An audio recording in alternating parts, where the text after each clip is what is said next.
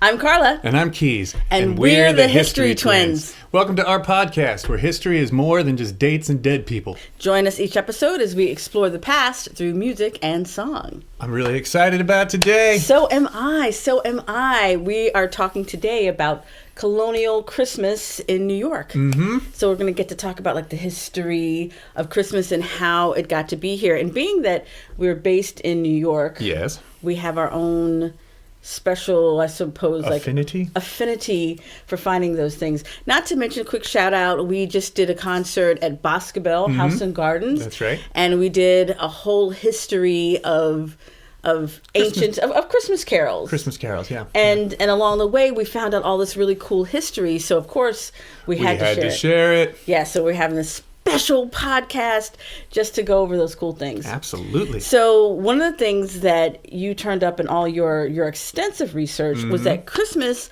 was not celebrated in America the way it is today. No, it was not. And that it wasn't declared a federal holiday until June 26, 1870. 1870. Wow. Now, to go back a little bit, back to Mother England, shall we say. In 1674, the British Parliament set down strict rules against celebrating Christmas. Right. And when the Pilgrims came to the New World, they took those rules with them. Yes. And the Puritan leaders opposed Christmas because, you know why? Well, for one thing, because Christmas, there was no authorization of the celebration in the Bible itself. I didn't really think about that. Yeah. That's right. I remember that there was some date, I guess in early days of Christianity, but when the Puritans came to the New World, or just different religious leaders, they're like, no, it's not in the Bible, so it's not happening. So they doubted that Jesus was born on December 25th. Because sometimes you like to remind people that how did it snow in Bethlehem? Well, it doesn't really snow in Bethlehem. It rarely snows in Bethlehem. It's in the Middle East. Exactly. Its average December temperature, if I recall correctly, is 60 degrees Fahrenheit. Oh. It doesn't snow. Oh, I love that you looked that up and you knew that. I got curious. Yeah, so the early Puritan, the forefathers, they were like, no, it doesn't. No, it didn't happen in December. So no, we're not celebrating Christmas. And they considered that day a sinner's excuse for debauchery. And we'll talk a little bit more about how it did actually come, how that actually happened. But by contrast, the Jamestown settlement, what was that, Virginia? Yeah. Captain John Smith, he reported that Christmas was enjoyed by all.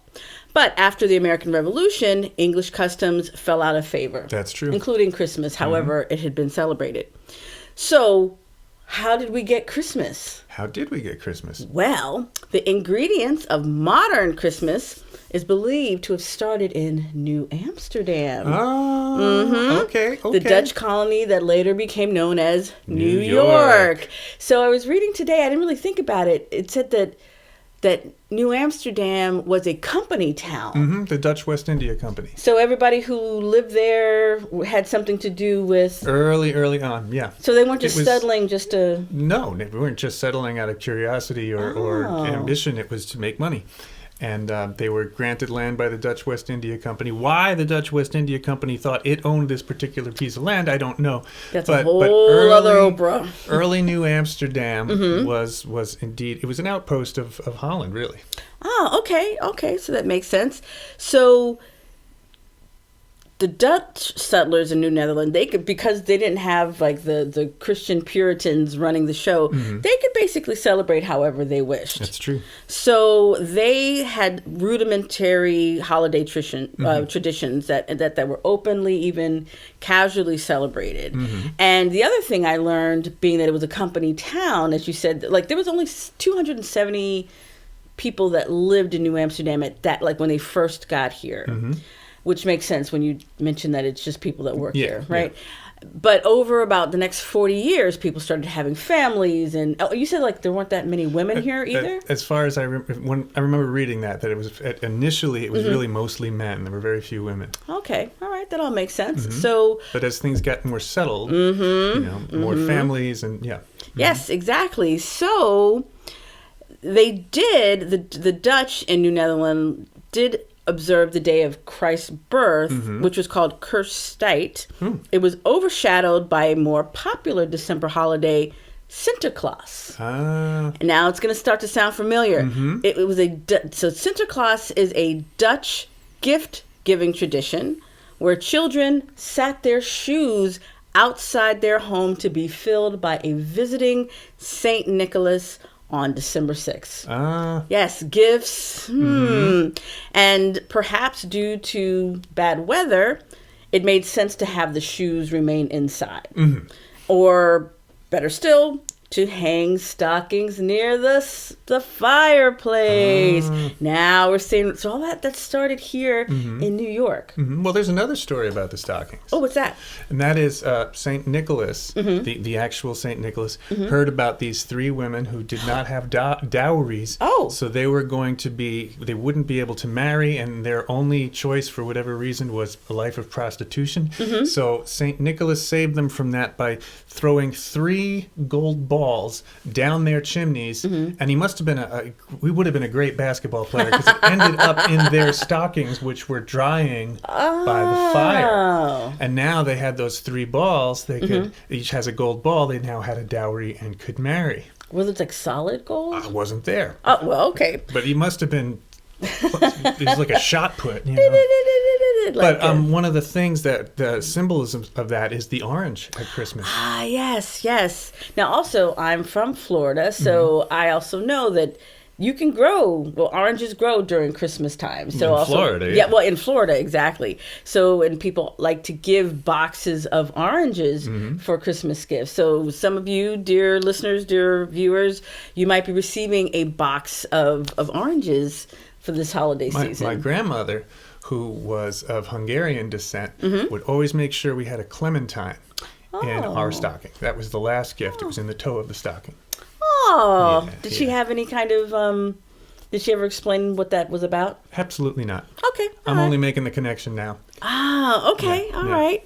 Now, Saint Nicholas is believed to have been a monk who was born in Turkey around 280 AD. And it says that he gave away all of his inherited wealth, and he traveled the countryside helping the poor and the sick, and he became known as the protector of children and sailors. And what did we learn about monks and friars the other day? Right. Monks stay put and chant. Friars get around. Yeah. Get around. So he was probably a friar. Oh, how interesting. He was traveling the countryside. That's right. Monks stay put and chat. See, this is what we get for watching British BBC. Mystery. Yes, our love for British mysteries and BBC. Absolutely. So now back to the whole Sinterklaas celebration with the kids getting candy and gifts or whatever in their shoes or their stockings. Among the English, the French, the German, and the Swedish families in Manhattan, New York, the pressure was on for the parents, just like now. So the Dutch tradition was adopted. So that means now everybody was celebrating Sinterklaas. So they pushed this celebration forward a couple weeks ahead to align with the more generally observed festival of Christmas. Oh, they pushed it back to Christmas. Yes. They pushed it back to Christmas. So it went from December 6th, Sinterklaas, to December 25th, where Christmas was. But there's a family that I teach, and they're from South Africa, which is also a Dutch settlement, or originally was, and they celebrate St. Nicholas Day. Do they now? Even now, yes. Yeah. Oh, very interesting. So Christmas and Sinterklaas. As does the old Dutch Church of Sleepy Hollow, by the way. Of course they would. Yeah, they do St. Nicholas Day. Oh, that makes and that's December 6th. December 6th. Oh, okay. Sometimes I just take for granted because, we're all in New York and we're all doing the same thing. But that's right. And the Dutch were here in New York first. So all of those traditions, or many of the traditions, are going to remain today. Oh, and it's my understanding in some pockets of Albany, they also still celebrate these different Dutch Christmas traditions and the Sinterklaas. Sure. Yes. So, but over time, Christmas and Sinterklaas, the observance of Jesus' birth, and the other, honoring one of his most popular saints, would melt into one another. How interesting. And Sint Nicolas, which is Dutch for Saint Nicholas, or Sinterklaas for short. And the name Santa Claus becomes, that's where we get Santa Claus from that abbreviation. Of course. So here we are, Colonial New York, New Amsterdam. Where do we go from there? So the next thing I have is in 1819, your man, New York author Washington Irving. He wrote the sketchbook of Geoffrey Crayon. And what did he write about? He wrote about Bracebridge Hall, with an old Christmas in England. And he went into detail about various traditions that were old traditions from the Lord of Misrule to various things. And it's widely believed that he just made up a lot of this stuff. I mean, some of it was rooted in truth, but these old traditions that he was talking about, traditions, air quotes if you're listening, did not actually happen. To be fair, I have not read Bracebridge Hall, so I don't know exactly which traditions they are talking about. But this is, I keep seeing that Washington Irving in the sketchbook made up most of these traditions that we think of as old Christmas. Keep hearing all these things about Washington Irving, like he was a really good storyteller, a good tale teller. Well, the whole thing with Christopher Columbus. Yes. He gave Christopher Columbus a lot of credit for stuff that Christopher Columbus simply did not do. Exactly. And the things that we were taught in school about Christopher Columbus were really just stories that Washington Irving had written about him in his History of America. Yeah. But that's a whole other episode. Yeah, that's a whole other Oprah, but okay. Yeah. So around the same time that Washington Irving was telling those stories, English author Charles Dickens, he created his classic holiday tale, A Christmas Carol. And that story's message, the importance of charity and goodwill towards all humankind, it struck a powerful chord in people. And actually, that chord was felt in both the United States and England. He was really popular in the United States to the extent that he was actually touring the U.S., giving readings. Wow. Okay. He made a lot of money from touring, not just from book sales, but from going out and doing readings and being Charles Dickens. Wow, good for him. Yeah. Well, apparently so, because he had such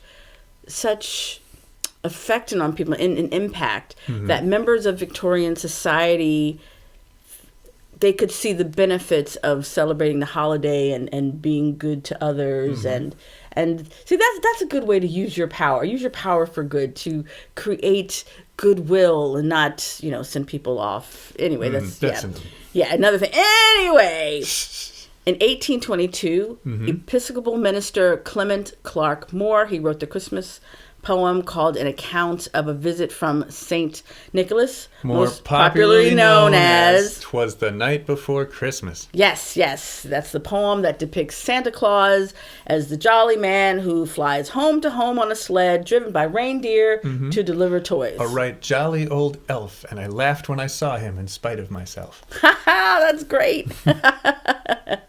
And the iconic version of Santa Claus as the jolly man with the red and white beard and a sack of toys was immortalized in 1881 when political cartoonist Thomas Nast, he drew on Moore's poem to create the image of old Saint Nick we know today. And you know who also had a lot to do with that? I can guess, but I want you to tell me. Coca-Cola. Yes. You look up vintage Coca-Cola ads and you will see iconic Santa Clauses all over the place. And I think that went a long way also towards cementing that image in people's minds. Oh, absolutely. And every year, if they don't have ads, you might see commercials, or sometimes they'll have, certain years they'll have special years with special cans where they'll bring back that Santa. So, that propaganda, is being shown. And to a lesser extent, Lionel trains. You were a train buff. Oh, sure. When you were a little kid, and maybe my dad still was, are. So yeah, and I still am. Yeah, I can't fight it, you know. Yeah, that whole idea of having like trains, or did you have When trains I was in a your tree? kid, my dad was a crazy model train collector. And when I was a kid, we had an artificial tree because we would keep the tree up till St. Patrick's Day, because my dad and I would put up a very elaborate train layout. It took up about half the living room. Wow. And families from the neighborhood would come over and play with the trains. Wow. Now, how long would it take for you to put it all together? We'd start putting this together Thanksgiving Eve. We'd put up the tree and decorate it, and then from Thanksgiving till Christmas, it took us all that time to put the layout together. Okay, so that's why I imagine you were not in any rush to put that Christmas tree. When did you say? St. Patrick's Day. St. Patrick's Day. That's how long we kept it up. Yeah, Wow. But it's funny because my mom now carries this tradition on. She runs the Right Track Toy Train Museum down in North Carolina, which raises funds for pancreatic cancer research. So go, Mom. Go, Mom. But I think she also has a tree in her house still. That's because she's 80-something. Oh, well. And she doesn't feel like decorating the tree. She keeps a decorated tree in the corner, and then when it's Christmas time, she drags it out and plugs it in. But it looks great every time we visit. It does. Yeah, hey, Mom. I know she's listening. And we got our own little tree for our own little place. That's true. That's true. Yeah. When we had our bigger place, we had 2 trees. We had 2 trees. Yeah, so we're big on Christmas here. We are. So one of the other things that came up during our research was that Christmas was celebrated for like 12 days. Yes, the 12 days of Christmas. Yes, my true love gave to me. So that means from Christmas to Three Kings Day, which is January 6th. January 6th, and that was also the day of the Epiphany? Yes, that's the Three Kings and the Epiphany are the same thing. Oh, that's the same thing. But for 12 days, people are, one of those songs we had, days of mirth and good cheer. Yes, 12 days in the year, 12 days in the year, much mirth and good cheer in 12 days in the year, much mirth and good cheer in every household is had. Yeah. Yes, that's the one. That's from To Drive the Cold Winter Away. Yes, that was a nice song. I really like learning that one. Yeah. And so one of the interesting, and I love when we do Christmas, any kind of Christmas show or any kind of Christmas show that you're involved in, you always will bring out your Baroque kind of ish guitar, and you will lead the audience with a rousing version of the 12 Days of Christmas. That's because nobody knows it. I know, and that's how you always started. You say, everyone thinks they know. They think they know the 12 Days of Christmas, and then you go through it and you find out, After 5, things fall apart pretty quickly. Exactly. What was it, 12 squirrels are running? That was one woman who either had a lot to drink or had forgotten her medication. I'm not sure. But instead of 12 drummers drumming, she said 12 squirrels are running. And so I always tell people this, and invariably they sang 12 squirrels are running. Yes, one woman did last year. Yeah, last night, exactly. There's always one. There's always one. Always one. So the thing we were learning about the 12 Days of Christmas, that was an English carol, and it was first collected and published in the late 18th century. And the melody is a traditional folk melody, and it says that there have been suggestions that the gifts have some kind of religious significance. But many scholars dismiss that, as they often do. They often do. But I thought, what was the thing about the partridge? I thought that was interesting. They also, there's speculation that the song has its origins in France because of the red-legged partridge. Okay. Is, as I understand it, the only partridge that nests in a tree. Oh. All other partridges nest on the ground. Oh, so the partridge in a pear tree was French. Yeah. Okay. Oui. Yeah, you learn something new every day. Yes. So another thing that came up during our research was the wassailing tradition. Yes, wassailing. So the whole idea for 12 days, people are just like partying like it's $15.99, and they're having a great time. So let's talk about wassail. This drink. What is wassail? Wassail is apple cider mixed with spices and hard liquor. They didn't specify what kind of hard liquor. Sure, whatever they had. Whatever they had, yeah. Yeah. And that falls under the category of? Oh, that's right, wassail. So there are 5. I saw a meme just the other day that there are 5 types of Christmas songs. So let's see. The first one is, "Look, there's snow." The second one is, "I want stuff." The third one is, Santa's in the mood. The fourth one is let's get schnockered. And the fifth one is Jesus was born so that man may never taste eternal death. So, but wassailing comes under the let's get schnockered. Let's get schnockered. So, and it's and the song we did, wassail, wassail all over the town. Our toasted is white and our ale it is brown. Our bowl it is made of the white maple tree. With a wassailing bowl we'll drink to thee. Or something like that. Yeah. With a wassailing bowl. Well, I thought you were going to have the melody. Yeah, I know. I didn't see that. Anyway. But that's okay. So there are two types of wassailing. What are they? Well, the first type of wassailing is the one that we really know is going from house to house, singing carols and drinking from a wassailed bowl. They all drank from the same bowl. Whoa. All drank from the same bowl. Now, they clearly didn't know about germs back then. They did not know about germs back then. Yeah, because you know right now we would not be drinking from the same bowl. Microscopy? Microscope? Oh, microscopes. Microscopy had not come about for some time. Lewin Hook had done his experiments in the late 1700s in Sweden? I don't remember. One of those places. One of those places. But they just didn't know. They didn't know. Couldn't see it. What are you going to do? But the second type of wassailing is my favorite type of wassailing. And what's that one? It's done by communities who make their living making cider. Like apple cider. Like apple cider, exactly, yeah. Ooh, okay. And what they would do is they would go from orchard to orchard, drinking wassail, and singing to the trees for a good fall harvest. Okay. They also selected a wassail king and a wassail queen. And here's my favorite part of this. They would get to the orchard and they would lift the wassail queen into the branches of a tree where she would take toast that had been soaked in wassail and drape it over the branches of the tree as an offering. So I get it. So by the end of the night, they'd all be toasted. But this whole wassailing incidents are kind of what got Christmas in trouble in the colonies. So, for example, let's say, well, before we go too deep into the wassailing, which we will in a bit. What was the Lord of Misrule about? Oh, well, the Lord of Misrule. The general idea is that especially in New York, 12th night, January 6th, was celebrated more than Christmas was. Okay. And the days leading up to it. And 12th night is Three Kings Day. It's when three wealthy and noble kings came to pay homage to one poor baby. And if three wealthy and noble kings came to pay homage to one poor baby, then the world has turned upside down. People would be in costumes. The rich became poor. And there was cross-dressing. And it was all this madness was overseen by a Lord of Misrule.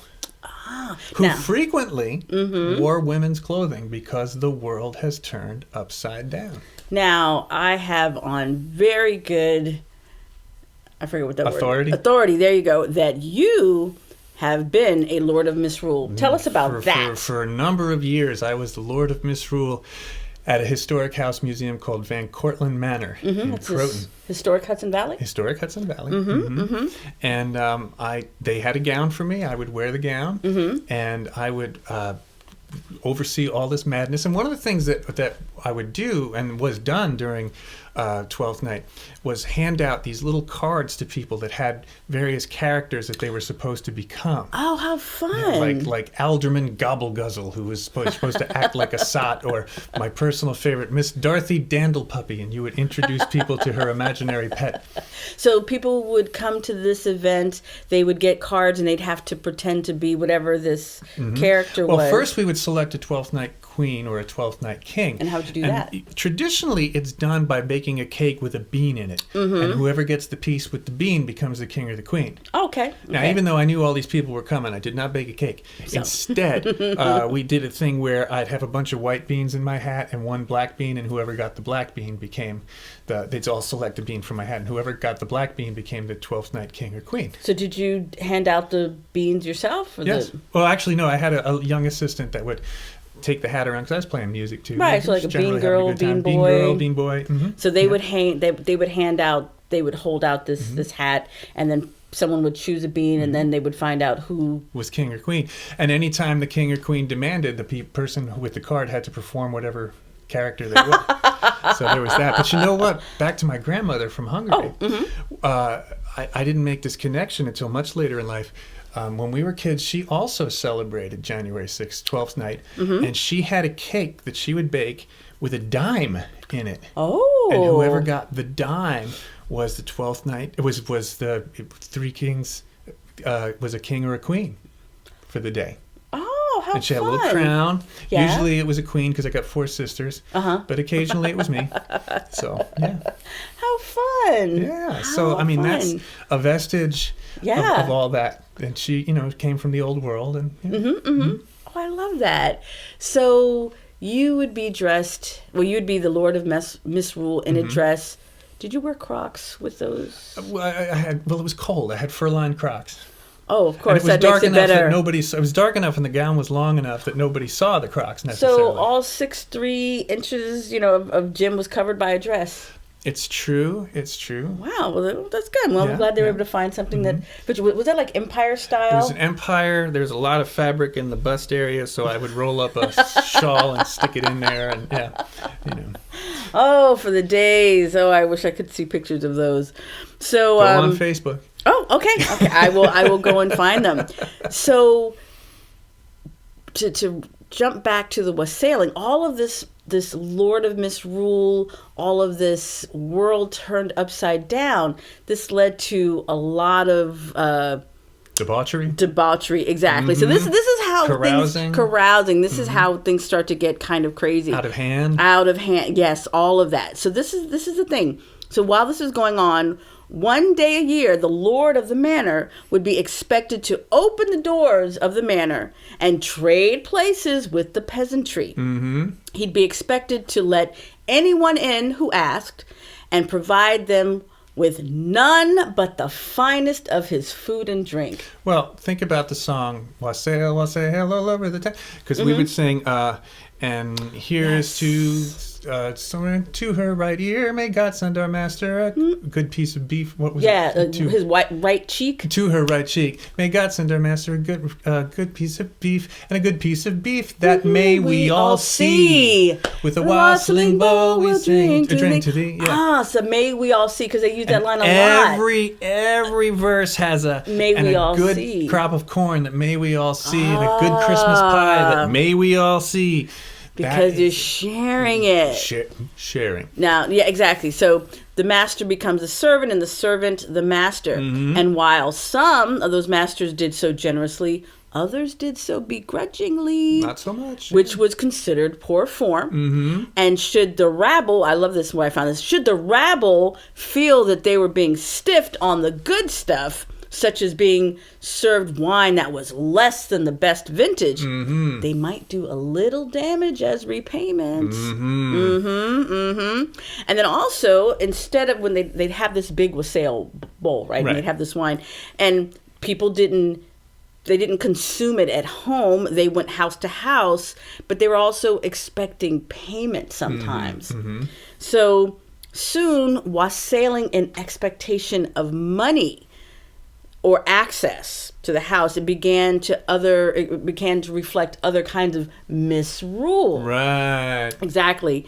And FYI, I thought this was interesting. It characterized this old English Christmas was like a holdover from the ancient Romans, because they had the winter festival of Saturnalia. Right.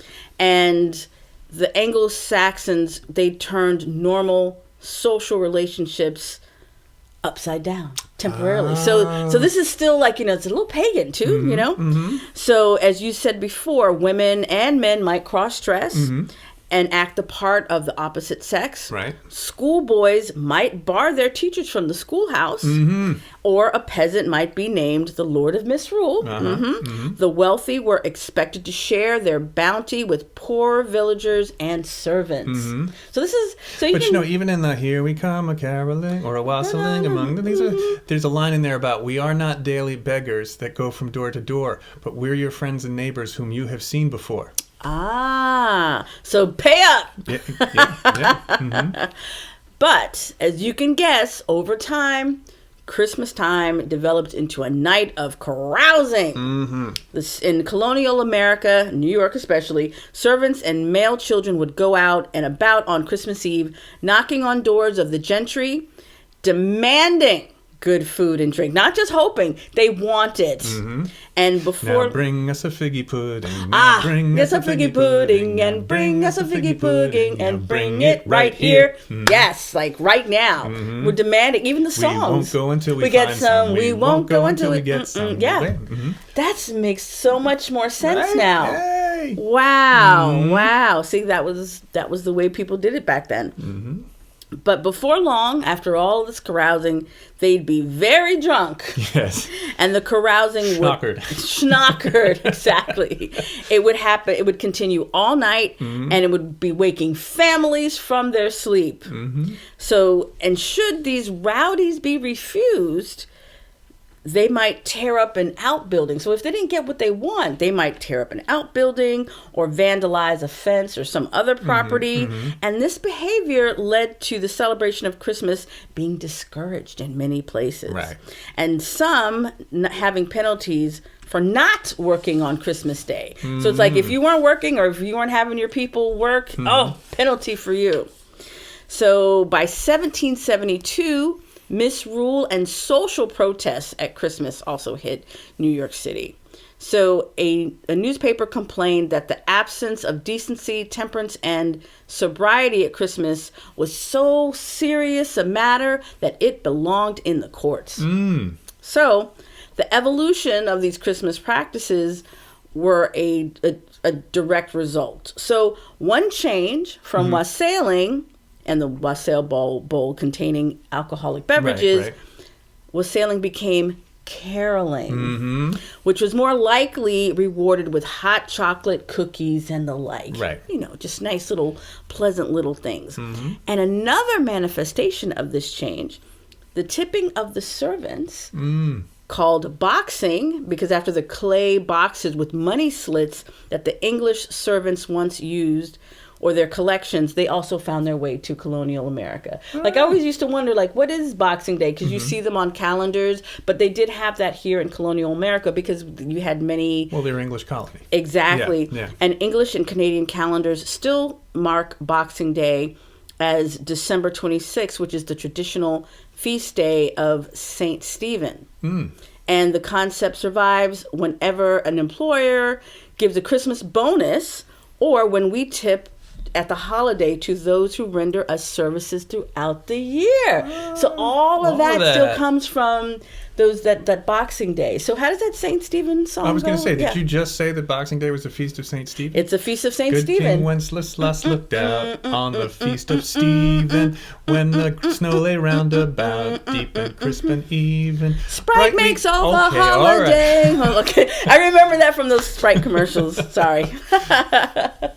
Well, anyway, so that song took place on the day after Christmas. Yeah, so that is how Christmas has gone through so many different evolutions. And with all the wassailing before it became caroling, that is, that's when we had so I don't know if you'd call those the darker days of Christmas. Depends on who you ask. Yeah, that's true. And it had been sort of like almost outlawed. And then it finally, after all of that, it came full circle to become a holiday, a federal holiday in 1870. So it's kind of amazing. Yeah, So it is. Well, now that you know. You know.